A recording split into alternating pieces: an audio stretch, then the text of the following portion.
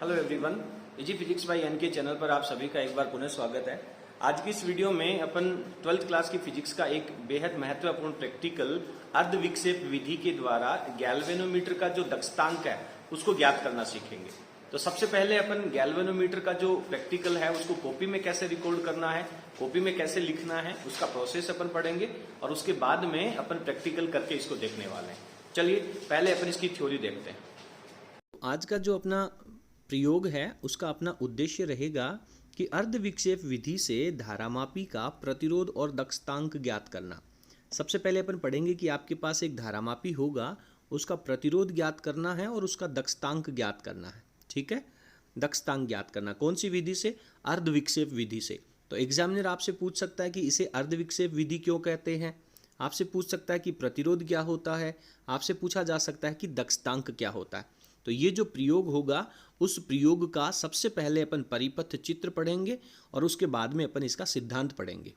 Board परीक्षा में जब आपका एग्जाम होने वाला, प्रैक्टिकल एग्जाम होने वाला है, तो आपकी कॉपी के अंदर ये उद्देश्य है वो लिखा हुआ रहेगा। ठीक है, लॉटरी सिस्टम के द्वारा आप लोगों को एक्सपेरिमेंट मिलेगा, कोई सा भी एक्सपेरिमेंट मिल सकता है।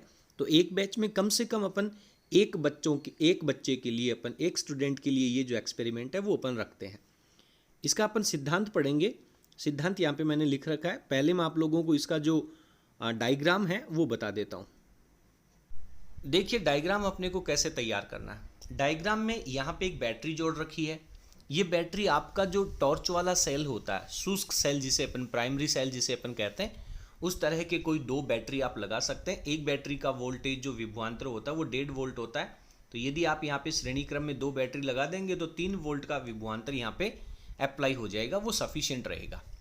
इसके बाद में यहाँ पे आप श्रेणी क्रम में एक कुंजी लगाएंगे जिसे अपन K1 कह देंगे।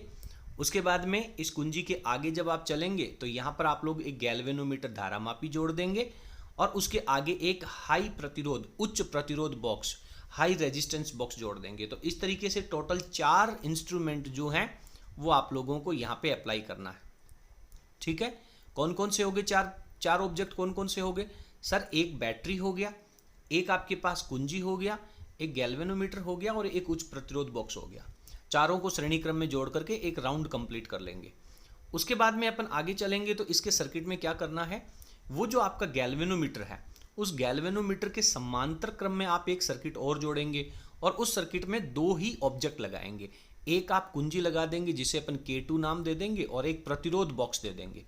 ये जो उच्च प्रतिरोध बॉक्स है इसकी जो रेंज है वो आप लोगों को 10,000 ओम तक अप्लाई करनी चाहिए और ये जो प्रतिरोध बॉक्स है इसकी जो रेंज है वो आपको 100 ओम तक अप्लाई करनी चाहिए। और पिछली बार आपने यहाँ पे 4 पार्ट जोड़ रखे थे, एक कुंजी K2 हो जाएगी और एक प्रतिरोध बॉक्स हो जाएगा। तो टोटल मिलाकर के 6 ऑब्जेक्ट्स आप लोगों को यहाँ पर इस चित्र के अनुसार जोड़ने होंगे। तो फिर आपका ये सर्किट डायग्राम है वो कंप्लीट हो जाएगा। ठीक है, अब अपन क्या करेंगे, दोनों ये जो कुंजियां हैं K1 और K2 वो अभी खुली हुई हैं।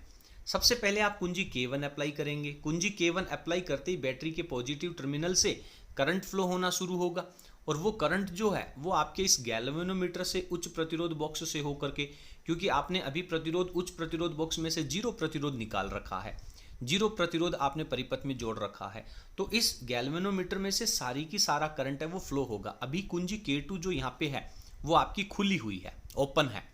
तो टोटल करंट जब इस गैल्वेनोमीटर में से जाएगा तो गैल्वेनोमीटर में जो संकेतांक बीच में लगा हुआ था, जैसे ही आपने कुंजी K1 अप्लाई करी इसमें अधिकतम विक्षेप आ जाएगा, यानी पूरा का पूरा करंट है वो इस गैल्वेनोमीटर से होकर के जाएगा। अब क्या करने वाले हैं, आप यदि उस उच्च प्रतिरोध बॉक्स में से कोई प्रतिरोध निकालेंगे, मान लीजिए 4000 ओम आपने निकाल दिया, तो 4000 ओम का प्रतिरोध निकालते ही परिपथ में प्रतिरोध का मान बढ़ गया, तो इस परिपथ में बहने वाली ये जो धारा थी वो कम हो जाएगी। प्रतिरोध बढ़ेगा तो धारा का मान कम हो जाएगा। जब धारा का मान कम हो जाएगा तो ये जो संकेतांक आपका अधिकतम विक्षेप पर है, जितना ज्यादा प्रतिरोध आप इस हाई रेजिस्टेंस बॉक्स में से निकालेंगे करंट कम होगा और धीरे धीरे ये जो नीडल है वो आपकी 0 विक्षेप की तरफ आनी शुरू हो जाएगी। तो आपको इस उच्च प्रतिरोध बॉक्स में से ऐसा प्रतिरोध, इतना प्रतिरोध निकालना है कि ये गैल्वेनोमीटर के ऊपर ये जो खानों की संख्या है वो सम संख्या में विक्षेप रहें। मान लीजिए जैसे मैंने 14 खाने रख लिए और यहाँ से 4000 ओम का प्रतिरोध निकाल लिया। ठीक है, अब एग्जामिनर आपसे पूछ सकता है डायरेक्ट, आपका सिद्धांत बिल्कुल क्लियर होना चाहिए कि अगर बेटा मैं यहाँ से 4000 की जगह 6000 ओम का प्रतिरोध निकाल लूँ तो इस गैल्वेनोमीटर के विक्षेप में क्या फर्क पड़ेगा। आप कहेंगे कि सर प्रतिरोध का मान यदि आप बढ़ाओगे तो परिपथ में बहने वाली धारा कम हो जाएगी, और जब धारा का मान कम होगा तो इस गैल्वेनोमीटर के अंदर जो विक्षेप है वो भी कम हो जाएंगे। ठीक है, तो यहाँ पे जो 12 खाने या 14 खाने जो आए थे वो आप लोगों को नोट कर लेने। अब अपन क्या करेंगे, अब आप ये जो कुंजी K2 है इसको आप परिपथ में जोड़ देंगे। परिपथ में जोड़ते ही क्या होगा, जो गैल्वेनोमीटर के अंदर आपके 14 खानों के ऊपर विक्षेप आ रहा था, प्रतिरोध बॉक्स में से आपने 0 प्रतिरोध लगा रखा है, तो ये जो यहां से आने वाला करंट है वो टोटल करंट इस बाईपास रास्ते से होकर के और ऐसे चला जाएगा। गैल्वेनोमीटर में से कुछ भी करंट नहीं जाएगा, क्योंकि गैल्वेनोमीटर का कुछ ना कुछ प्रतिरोध तो होगा, और इस प्रतिरोध बॉक्स में से आपने 0 प्रतिरोध निकाल रखा है, तो करंट हमेशा कम प्रतिरोध के रास्ते से होकर के फ्लो होता है। तो इस गैल्वेनोमीटर में से कोई करंट फ्लो नहीं होगा, तो ये जो इसका संकेतांक है वो एग्जैक्टली सेंटर पे आ जाएगा। ठीक है, अब आप क्या करेंगे, इस प्रतिरोध बॉक्स में से कुछ ना कुछ प्रतिरोध आप यहाँ पे अप्लाई करेंगे। मान लीजिए मैंने यहाँ पे 40 ओम का प्रतिरोध अप्लाई कर दिया, तो इस नीचे वाले परिपथ में प्रतिरोध का मान क्या हो गया, बढ़ गया। प्रतिरोध बढ़ने से इसमें करंट का मान कम हो गया, लेकिन यहां से आने वाला करंट तो उतना ही रहेगा, तो बाकी का जो करंट है वो अब इस गैल्वेनोमीटर में से चला जाएगा। तो जैसे जैसे आप इस रेजिस्टेंस बॉक्स में से प्रतिरोध का मान बढ़ाएंगे, इस सर्किट के लिए प्रतिरोध का मान बढ़ेगा, तो यहां से जाने वाला करंट कम होगा, तो जितना ज्यादा प्रतिरोध आप यहां से निकालेंगे बाकी का बचा हुआ करंट इस गैल्वेनोमीटर में से जाएगा। तो जो गैल्वेनोमीटर में विक्षेप अब 0 पे हो गया था, जैसे जैसे आप इस प्रतिरोध का मान बढ़ाएंगे धीरे धीरे ये विक्षेप ज्यादा होने शुरू हो जाएंगे। तो आपको इस आरबी में से इतना प्रतिरोध निकालना है कि यहां पे जो 14 विक्षेप पहले आए थे एचआरबी के लिए, अब वो खानों की संख्या 7 हो जानी चाहिए। तो इसका मतलब क्या समझ में आया, तो आप लोग ये कहेंगे कि सर जो 14 खानों के बराबर यहां से करंट जा रहा था वो अब करंट है वो आधा आधा हो गया।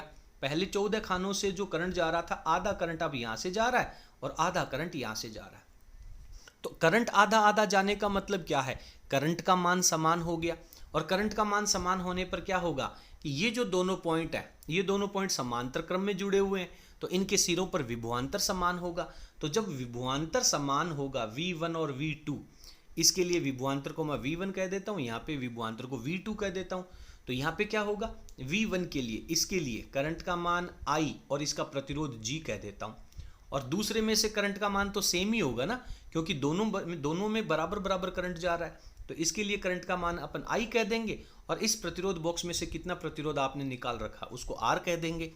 तो जितना प्रतिरोध आपने यहां से निकाल रखा है वही प्रतिरोध इस गैल्वेनोमीटर का हो जाएगा, और आपको इस गैल्वेनोमीटर का, इस धारामापी का प्रतिरोध ज्ञात करना एक उद्देश्य था, वो आपका उद्देश्य पूरा हो जाएगा।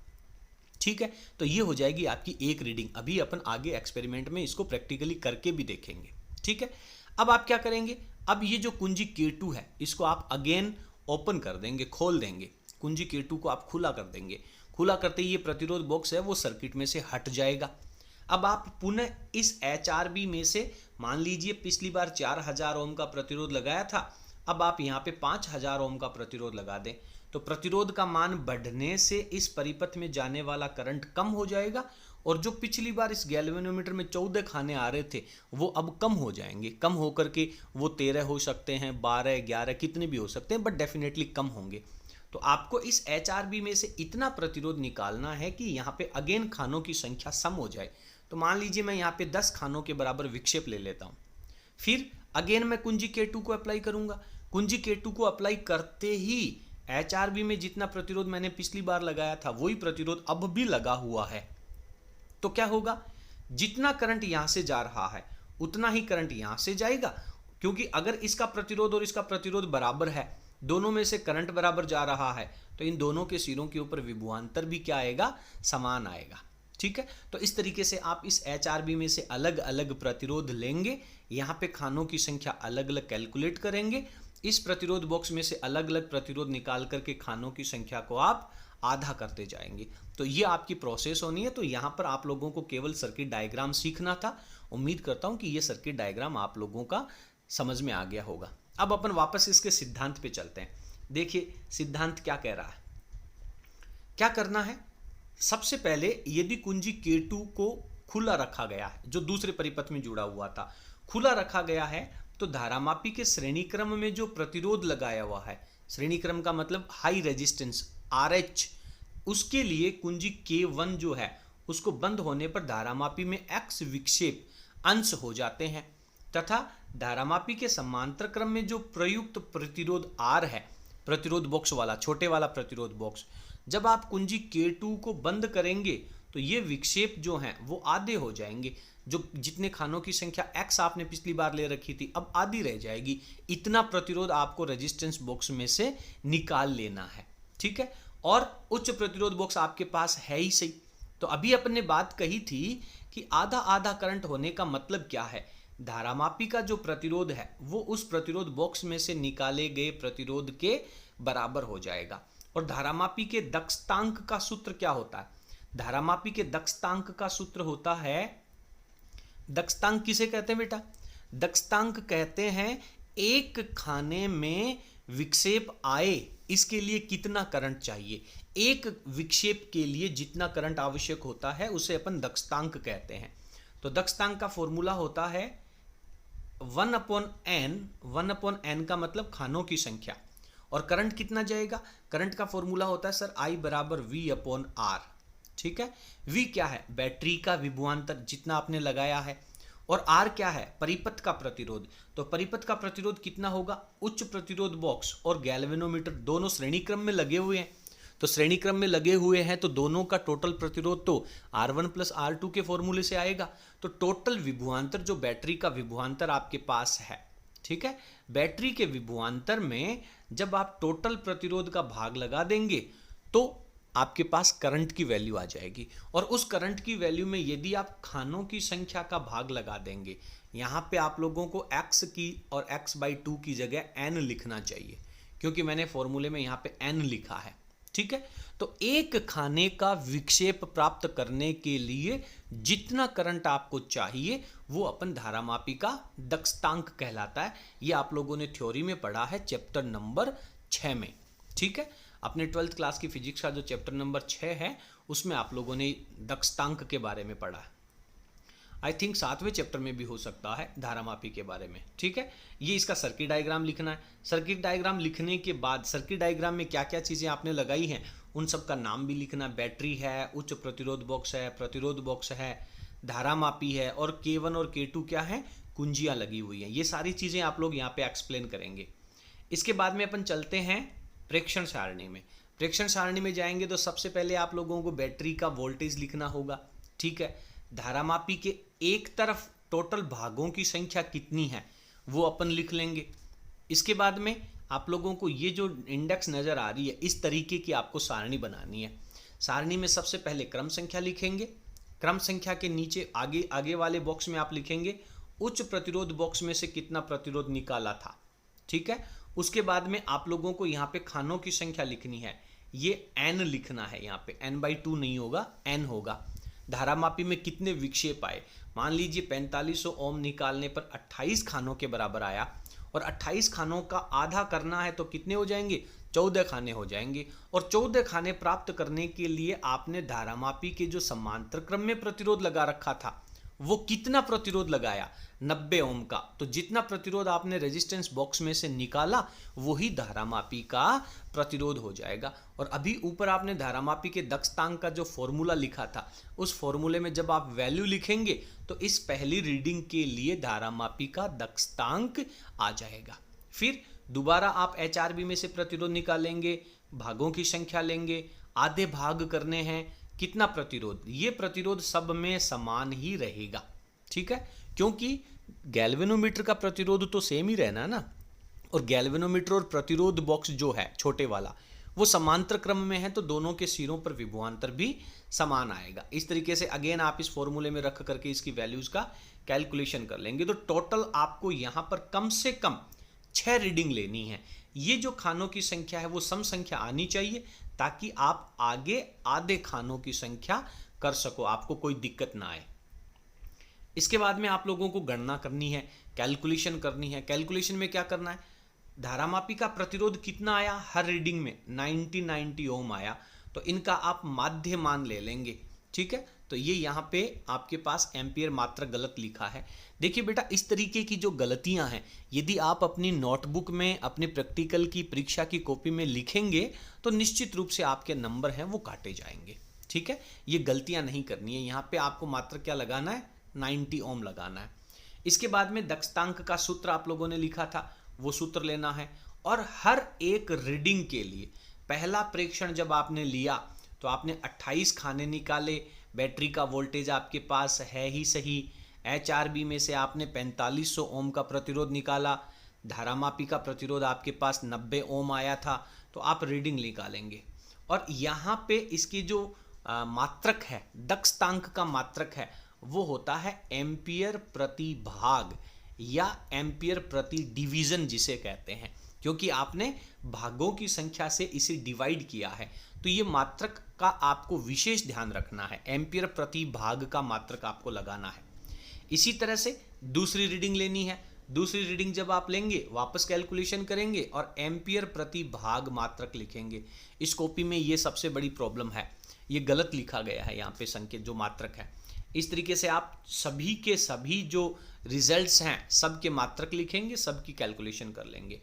ठीक है, इस तरीके से आपको 6 की प्रेक्षण ले लेनी है। और लास्ट में क्या कर लेना है, इन सारी की सारी 6 रीडिंग्स का एवरेज निकाल लेना है। एवरेज निकाल करके आंसर लिखेंगे और एम्पियर प्रति भाग इसका मात्रक लग जाएगा। अब इसके बाद में आप लिखने वाले हैं रिजल्ट। तो रिजल्ट में आपका उद्देश्य क्या था, आपका उद्देश्य सर हमारा 2 तरह का उद्देश्य था, एक प्रतिरोध की वैल्यू निकालना और एक दक्षतांक की वैल्यू निकालना। तो दिए गए धारामापी का प्रतिरोध कितना आया, प्रतिरोध कितना आया, ये 98 गलत लिखा है। अभी आपने देखा था कि हर जगह आपने 90 ओम का रिजल्ट निकाला था, तो यहाँ पर भी 90 ओम ही लिखना है। और दक्षतांक कितना आया, एवरेज करने के बाद एम्पियर प्रति भाग प्राप्त होता है, यहाँ पे बटा लगेगा। ठीक है, एम्पियर प्रति भाग है वो आपका दक्षतांक प्राप्त होता है। आप लोगों ने धारामापी में धारा सुग्राहिता, वोल्टता सुग्राहिता और दक्षतांक इन सब की परिभाषाएं पढ़ी हैं। तो इस तरीके से परिणाम लिखेंगे और परिणाम के बाद में आपको कोई 2 सावधानियां लिखनी है। कौन कौन सी सावधानियां एक्सपेरिमेंट में होनी चाहिए वो सावधानियां लिखनी है। परिपथ में HRB से निकाला गया प्रतिरोध है, ये यहाँ पे गलत लिखा है, ये कोई विशेष सावधानी नहीं है। आपको लिखना है कि प्रतिरोध उच्च होना चाहिए, इसके पश्चात कुंजी K2 की डाट लगी होनी चाहिए। डेफिनेटली जब पहले आप प्रतिरोध बॉक्स, उच्च प्रतिरोध बॉक्स लगाएंगे उस समय K1 खुला होना चाहिए और उसके बाद में कुंजी K2 लगानी है। प्रतिरोध R के मान में वृद्धि व कमी धीरे धीरे करनी चाहिए। ऐसा नहीं है कि अचानक से आपने प्रतिरोधों को सभी वैल्यू निकाल दी, अचानक से आपने प्रतिरोध का मान कम कर दिया, धीरे धीरे वैल्यू होनी चाहिए। ये सावधानी आप लिख सकते हैं। सभी संयोजन दृढ़ होने चाहिए, मजबूत होने चाहिए, कोई भी कनेक्शन है वो लूज नहीं होना चाहिए।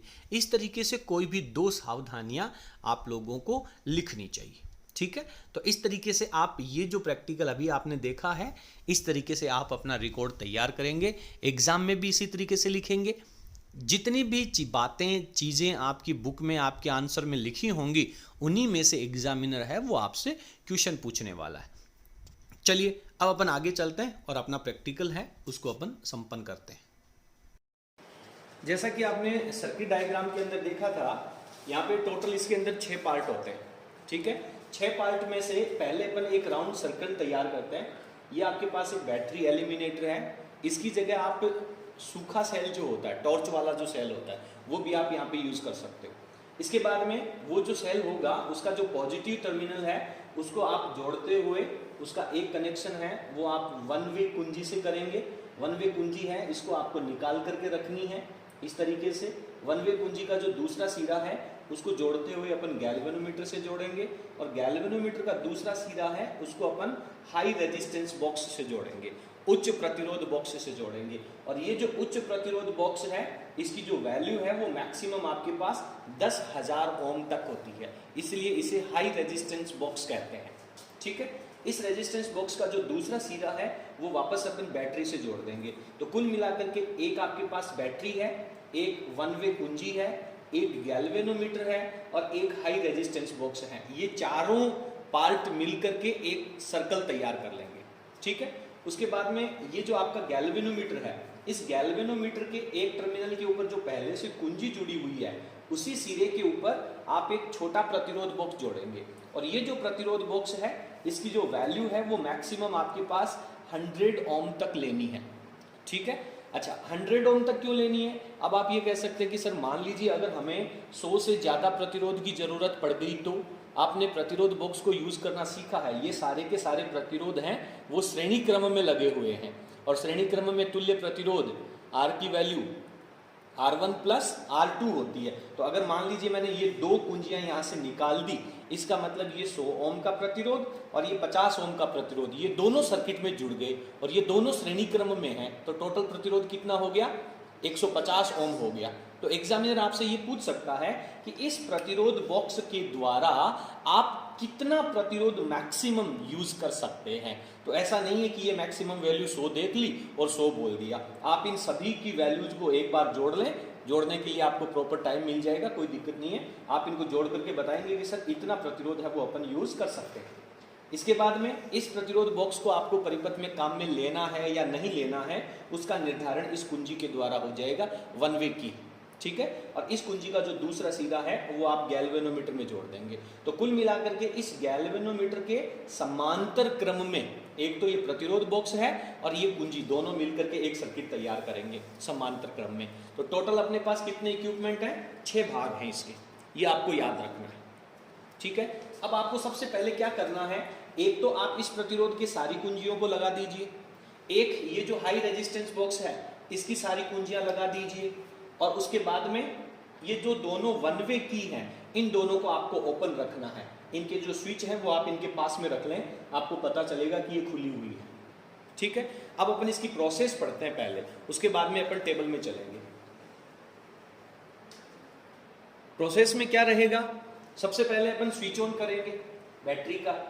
अब यहाँ पे तो आपने स्विच ऑन कर लिया, लेकिन अगर यहाँ पे आपने सूखे सेल लगा रखे हैं जो कि 1.5 वोल्ट के आते हैं, तो 1.5 वोल्ट के दो सेलों को अगर आप श्रेणी क्रम में जोड़ देंगे तो टोटल 3 वोल्ट हो जाएगा। यहाँ पे मैंने इसके ऊपर 4 वोल्ट का जो विभवांतर है वो अप्लाई कर रखा है। ये मेरे पास एक बैटरी एलिमिनेटर है जो AC को DC में कन्वर्ट कर रहा है और कितने वोल्ट की DC दे रहा है? 4 वोल्टेज की DC मेरे को अब मिल रही है, ठीक है। सबसे पहला काम आपको क्या करना, इतना करने के बाद में आप ये जो वन वे कुंजी है जो इन चारों के सीरीज में लगी हुई थी, उसके अंदर जैसे ही आप प्लग इन करेंगे, आप बहुत ध्यान से देखेंगे कि ये जो गैल्वेनोमीटर है इसकी जो रेड कलर की सुई है ये एकदम बाहर की तरफ चली जाएगी, एकदम बाहर की तरफ चली जाएगी। अभी आपने ये वाली कुंजी है वो खोल रखी है, इसका मतलब ये जो सर्किट है ये अभी काम में नहीं आ रहा है, ठीक है। तो अब क्या होगा, आप सोच रहे हैं कि सर 4 वोल्ट की बैटरी लगाने की वजह से क्या होगा, पूरा का पूरा जो करंट है वो इस गैल्वेनोमीटर से होकर के और यहां से जा रहा है। और ये जो प्रतिरोध बॉक्स है इसका आपने एक भी प्लग नहीं निकाल रखा, इसका मतलब इस समय इसका कुल प्रतिरोध कितना लगा रखा है? 0 ओम का है। एक भी कुंजी आपने इसमें से बाहर नहीं निकाल रखी। यहाँ पे आप 4 वोल्ट की बैटरी रखें या 2 वोल्ट की रखेंगे तो भी आपका काम, ये जो एक्सपेरिमेंट है वो इजीली हो जाएगा, ठीक है। तो ये जो पूरा का पूरा करंट है वो इस गैल्वेनोमीटर के अंदर से होकर के और इस सर्किट में फ्लो हो रहा है। अब आपको ये सारा सिद्धांत याद होना चाहिए, ऐसा नहीं है कि आप इसमें से कोई सी भी कुंजी निकाल रहे हैं। आप सोचे अगर मैं इसमें से कोई एक प्रतिरोध निकालूंगा तो इस परिपथ के अंदर प्रतिरोध का मान बढ़ जाएगा और प्रतिरोध बढ़ने से परिपथ में धारा का मान कम हो जाएगा। प्रतिरोध बढ़ने से धारा का मान कम हो जाएगा और धारा का मान कम होने से ये जो गैल्वेनोमीटर है इसके विक्षेप क्या होने चाहिए? कम होने चाहिए। इसका विक्षेप जो होता है वो यही तो बताता है कि इसमें से कितना करंट जा रहा है। यहाँ पे अपन इसके वोल्टेज को 2 वोल्ट पे कर लेते हैं, कोई फर्क नहीं पड़ेगा, 2 वोल्ट के ऊपर भी ये रिजल्ट है वो सेम देने वाला है। इसके लिए 2 वोल्टेज है वो भी काफी है। तो अपन यहाँ से जैसे ही कोई एक प्रतिरोध निकालेंगे, जितना ज्यादा प्रतिरोध निकालेंगे उतना ही परिपथ में करंट कम होगा, इस गैल्वेनोमीटर में विक्षेप कम हो जाएगा, ठीक है। तो यहां से मैं क्या करता हूं, मान लीजिए मैंने 5000 ओम का प्रतिरोध निकाल दिया यहां से, ये देखिए 5000 ओम का प्रतिरोध निकालते ही इस गैल्वेनोमीटर में विक्षेप हैं वो कम हो जाएंगे और आपको जस्ट इसके सामने खड़े होकर के रीडिंग लेनी है, साइड में से रीडिंग नहीं लेनी है। साइड में से रीडिंग दोगे तो आपको एग्जैक्ट क्लियर नहीं दिखेगा, आपको एग्जैक्ट इसके सामने खड़े होकर के इसकी रीडिंग है वो लेनी चाहिए। तो देखते हैं अपने पास इसमें कितने खानों में विक्षेप आ रहा है। देखिए अपन थोड़ा सा जूम करके देख लेते हैं इसमें विक्षेप कितना नजर आ रहा है आप लोगों को। तो ये जो विक्षेप है वो आपके पास 0 से ऊपर जा रहा है और 0 से ऊपर जाने के बाद में 5 की वैल्यू और 10 की वैल्यू के बीच में आ रहा है, ठीक है। तो यहां पे अपन क्या करेंगे, इस प्रतिरोध बॉक्स में से, ये जो हाई रेजिस्टेंस बॉक्स है इसमें से प्रतिरोध निकाल करके, और ये गैल्वेनोमीटर है उसमें जो खानों की संख्या है वो सम संख्या में कर लेंगे। कुछ इस तरीके से प्रतिरोध यहां से अपन निकालेंगे कि खानों की संख्या है वो कितनी हो जाएगी, सम संख्या हो जाएगी। चलिए मैं यहां से कुछ और प्रतिरोध निकालता हूं। अभी मैंने यहाँ पे देखा तो इस गैल्वेनोमीटर में जो विक्षेप है वो आपको मिल रहे हैं कितने, 8 विक्षेप मिल रहे हैं। 8 खानों के बराबर विक्षेप आ रहा है। तो 8 खानों के बराबर विक्षेप आने का मतलब सम संख्या में विक्षेप हो गया। कितना प्रतिरोध निकाला आपने HRB में से, 5000 ओम का। तो इसको आप लिखेंगे, 2 चीज लिखनी है। हाई रेजिस्टेंस बॉक्स में से 5000 ओम का प्रतिरोध निकाला तो गैल्वेनोमीटर में विक्षेप की संख्या, खानों की संख्या 8 आ गई। अब मान लीजिए कि सर यहाँ पे 9 आ जाती या फिर 11 आ जाती तो क्या करते। अगर 9 आ जाती और आपको खानों की संख्या सम करनी है तो सम तो 2 तरीके से हो सकती है, या तो 9 से घटा करके 8 खाने कर लो या बढ़ा करके 10 कर लो। तो यदि आपको खाने बढ़ाने हैं इसका मतलब इस गैल्वेनोमीटर में से करंट बढ़ाना है, और करंट बढ़ाना है इसका मतलब HRB में से प्रतिरोध कम करना है, ठीक है ना। सिद्धांत बिल्कुल क्लियर होना चाहिए। तो यदि मैं यहाँ पे 9 खाने होते और 8 खाने करता तो इसमें से ये जो कुछ छोटा प्रतिरोध दे रखा 1 ओम, 5 ओम, 10 ओम वाला, वहां से कुछ प्रतिरोध निकालता, श्रेणी क्रम में होने से प्रतिरोध बढ़ता, इसमें परिपथ में धारा का मान कम हो जाता और विक्षेप है वो कुछ कम हो जाते। तो कितने कर लेने अपने को यहाँ पे, सम संख्या में कर लेने, ठीक है। काम हो गया यहाँ पे। अब आपको क्या करना है, अब आप जैसे ही ये जो K2 है दूसरी कुंजी है, इसको जब आप अप्लाई करेंगे, लगाएंगे, तो आपका दिमाग बिल्कुल कहना चाहिए कि इसमें विक्षेप 0 आएगा। इसमें विक्षेप कितना आ जाएगा, 0। क्यों 0 क्यों, देखें यहां से बैटरी के प्लस टर्मिनल की वजह से यहां से करंट आ रहा था, और वो करंट जब इस पॉजिटिव पे आएगा तो पहले तो केवल गैल्वेनोमीटर के अंदर से ही करंट फ्लो हो रहा था, और अब जैसे ही आपने ये सर्किट डाल दिया और यहां पे इस प्रतिरोध बॉक्स का प्रतिरोध कितना है, आपने सारे प्रतिरोध लगा रखे हैं, 0 ओम हो गया, ठीक है। तो 0 ओम होने का मतलब ये वाला जो करंट था उसको अब एक साइड का रास्ता बाईपास और मिल गया। तो वो करंट अब इस गैल्वेनोमीटर से होकर के नहीं जा रहा, क्योंकि गैल्वेनोमीटर की कुंडली का कुछ ना कुछ प्रतिरोध तो है, और करंट हमेशा कम प्रतिरोध की तरफ से जाना पसंद करता है। तो ये जो करंट है वो यहाँ से अब गैल्वेनोमीटर में से नहीं जा रहा, इस प्रतिरोध बॉक्स में से होकर के, इस कुंजी में से होकर के और सर्किट में फ्लो हो रहा है। अभी इस गैल्वेनोमीटर में करंट कितना है, 0, इसलिए 0 विक्षेप आ रहे हैं। अब आप सुने, जैसे जैसे आप इस प्रतिरोध बॉक्स में से प्रतिरोध का मान बढ़ाएंगे, ठीक है, तो ये जो बाईपास रास्ता मिल रहा था उसमें प्रतिरोध क्या हो जाएगा, बढ़ जाएगा। इसमें प्रतिरोध बढ़ेगा तो इस बाईपास वाले रास्ते में से जो करंट जा रहा उस करंट की वैल्यू क्या होगी, कम हो जाएगी। तो यहां से जब करंट कम होगा और यहां से पीछे से आने वाला जो टोटल करंट है जितना यहां से कम होगा वो करंट गैल्वेनोमीटर में से जाएगा। बात समझ में आ रही है। तो आपने यहां पे 8 खाने कर रखे थे, अब 8 खानों की बजाय अगर मैं 4 खाने कर दूं तो मैं ये कह दूंगा कि सर पहले जितना करंट जा रहा था उसका आधा करंट अब इसमें से जा रहा है। तो इस गैल्वेनोमीटर में 4 विक्षेप आपको बनाने हैं।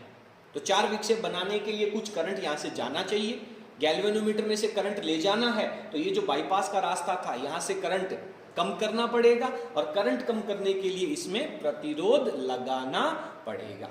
तो अब आप यहां से प्रतिरोध लगा दीजिए। तो प्रतिरोध लगाने के लिए आप क्या करेंगे, जितना ज्यादा प्रतिरोध यहां से निकालेंगे उतना ही इस परिपथ में से करंट कम होगा और गैल्वेनोमीटर में से करंट ज्यादा होगा। तो इसमें से आपको लगभग 50 ओम के आसपास प्रतिरोध है वो निकाल लेना है। सर मैंने जब 50 ओम का प्रतिरोध निकाला तो ये तो लगभग उतना ही आ गया, 8 खाने आ गए, इसका मतलब ये तो अपन नहीं निकालेंगे, तो क्या करें, इससे थोड़ा कम प्रतिरोध निकाल लो, 20 ओम का प्रतिरोध निकाल लो।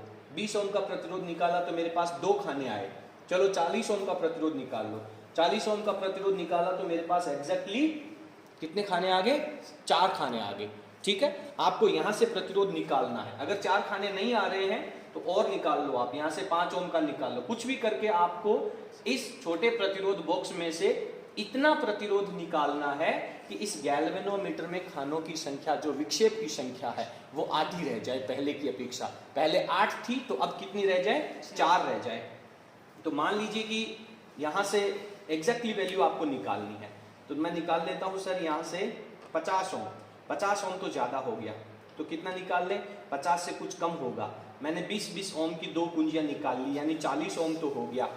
5 का और निकाल लिया, यानी 45 हो गया, फिर भी खाने नहीं आए।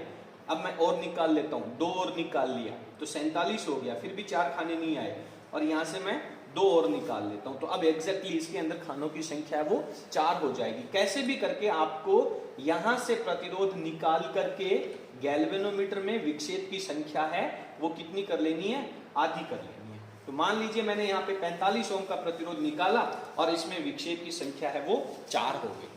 ठीक है, ये आपकी एक रीडिंग कंप्लीट हो गई।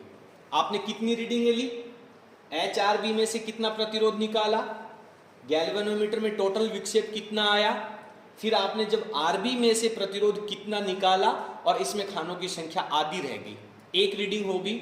अब दोबारा क्या करेंगे, आप इस K2 को यहां से आउट कर दें। जैसे K2 को आउट करेंगे, ये जो प्रतिरोध बॉक्स है वो सर्किट में से हट गया।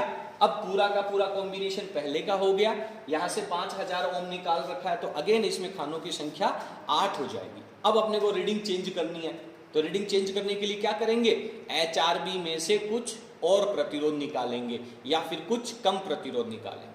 जितने ज्यादा प्रतिरोध निकालोगे उतना ही इसमें करंट कम होगा, विक्षेप कम होगा। तो अब की बार अपन खानों की संख्या थोड़ी बढ़ा लेते हैं, बढ़ाने के लिए प्रतिरोध इसमें से कम करना पड़ेगा। तो मैं 5000 का प्रतिरोध ना निकाल करके और लगभग निकाल लेता हूं मैं 4000 का। 4000 ओम प्रतिरोध निकाला तो यहाँ पे विक्षेप आ गया मेरे पास 10 खाने। तो ये दोबारा रीडिंग आप लिख लेंगे कि HRB में से 4000 ओम प्रतिरोध निकाला, गैल्वेनोमीटर में 10 खाने आ गए। अब क्या करेंगे, 10 खाने आए ना, अब आप क्या करेंगे, K2 को प्लग इन करेंगे और प्लग इन करने के बाद आप देखेंगे कि जो प्रतिरोध आपने पहले निकाल रखा था उतना ही प्रतिरोध सेट रहेगा, इसके ऊपर फिक्स रहेगा इसके ऊपर। जैसे ही आपने K2 प्लग इन करी, जितना विक्षेप इसमें था उसका जस्ट आधा हो जाएगा। आपको इस RB में से, रेजिस्टेंस बॉक्स में से बार बार रेजिस्टेंस चेक करने की जरूरत नहीं है। आप देखेंगे कि जैसे ही K2 अप्लाई किया, ये जो 45 ओम का प्रतिरोध इसमें से निकला हुआ था, उसी प्रतिरोध के ऊपर इसके खानों की संख्या 10 की आधी 5 हो गई। ये एक दूसरी रीडिंग हो गई आपकी। अब वापस K2 को आउट कर देंगे। ठीक है, सिद्धांत क्लियर होना चाहिए, प्रोसेस तो आपको पता रहती ही है। एग्जामिनर आएगा आपकी टेबल के ऊपर आकर के एक रीडिंग वो चेक करेगा, तो आप ये पूरा इंस्ट्रूमेंट तैयार करके उसको दिखाएंगे कि सर ये मैंने यहाँ से 4000 ओम प्रतिरोध निकाला, इसमें विक्षेप की संख्या 10 आ गई। अब मैंने कुंजी K2 को प्लग इन किया, इसमें से कुछ प्रतिरोध निकाला और मुझे देखना है कि विक्षेप आधे कितने प्रतिरोध पे हो रहे हैं। अगला पूछ सकता है कि आधा करंट इधर से जाने का मतलब क्या है। पहले मान लो 12 खाने विक्षेप आ रहे थे, अब आप कह रहे हो कि 6 खाने विक्षेप आ रहे हैं, इसका मतलब क्या है। सर इसका मतलब ये है कि जितना करंट इसमें से जा रहा है उतना ही करंट इस रेजिस्टेंस बॉक्स में से जा रहा है, आधा आधा करंट दोनों का हो गया। और इसके बाद में अपन वो जो आपकी प्रेक्षण सारणी है उससे कैलकुलेशन करेंगे, गणना करेंगे और रिजल्ट्स निकाल लेंगे। रिजल्ट्स निकाल करके अपन ये बता देंगे कि ये जो गैल्वेनोमीटर है इसका दक्षतांक कितना है। आप अपनी प्रैक्टिकल फाइल में जो कुछ भी लिखेंगे उसका हर एक शब्द, हर एक बात आपको पता होनी चाहिए। ठीक है, चलिए, तो ये प्रैक्टिकल सेशन इतना ही है। इसके बाद में अगेन आप यहाँ पे से HRB में से दूसरा प्रतिरोध निकालेंगे, विक्षेप की संख्या लिखेंगे, दोबारा यहाँ पे K2 अप्लाई करेंगे और खानों की संख्या आधी हो जाएगी। इसकी रीडिंग आप लोगों को कॉपी में लिखनी है। चलिए कॉपी में इसकी रीडिंग लिख लेते हैं, जो आपके पास यहाँ पे रीडिंग्स आई हैं, उसके बाद में अपन कैलकुलेशन करते हैं, ठीक है। तो ये जो रीडिंग्स हैं जो आप लोगों को अपनी स्क्रीन के ऊपर नज़र आ रही हैं, ये सब आप लोग अपने प्रैक्टिकल के लिए अपने कॉपी में अपना जो रिकॉर्ड है उसमें आप लिख सकते हैं।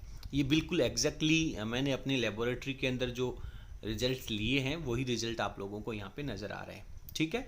तो इस तरीके से आप लोग ऑब्जर्वेशन टेबल लिखेंगे।